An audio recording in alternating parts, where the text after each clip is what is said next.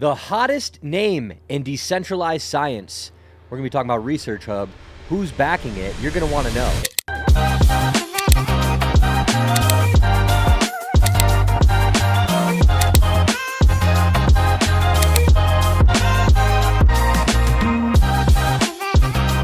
What's going on, everybody? Coach Ty here. We are going to be watching a video with Brian Armstrong, the CEO and founder of Coinbase, who's also co-founder of Research Hub. He's going to be talking about why Research Hub is going to be huge. And guys, this thing is only sitting at $110 million market cap, and it's backed by Coinbase and the founder of Coinbase. If you know crypto, if you understand how big this is going to be, put a 1 in the chat. Let's check it out.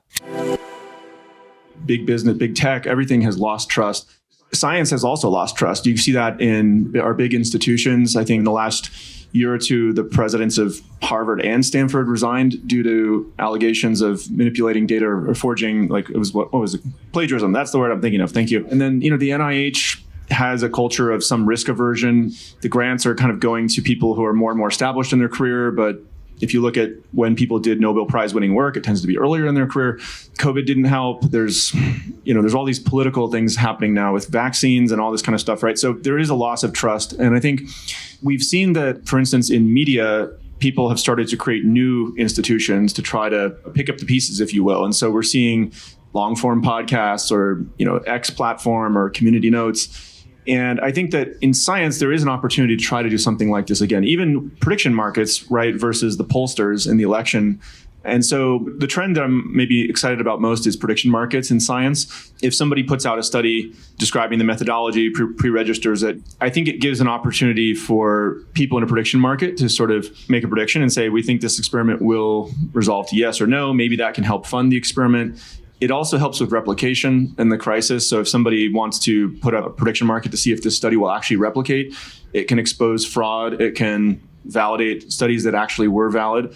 So I think prediction markets is something on the horizon in science, which could re-establish what is true and try to get closer to truth and bring that skeptical nature that science is famous for. All right, so there we have it. Brian Armstrong talking about Research Hub. Now, let's go into this. Let's think about this for a minute. And I'm not trying to go down a rabbit hole, but at the same time I am. And, give me a beer in 6 months and here we are. I'll probably be found correct. And that's with any conspiracy theory.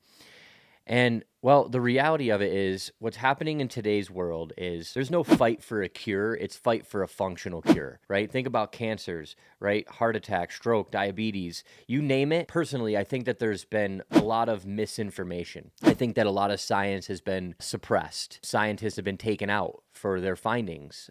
If it's gonna affect a $1 trillion industry or multi-trillion dollar industry like Big Pharma, well, obviously, if you're going to disrupt that industry, it has to be on a blockchain or no other place. It has to be somewhere where it's completely immutable. You can't just change it. You can't just go in and say, you know what, this record of data, we're just going to delete it from history.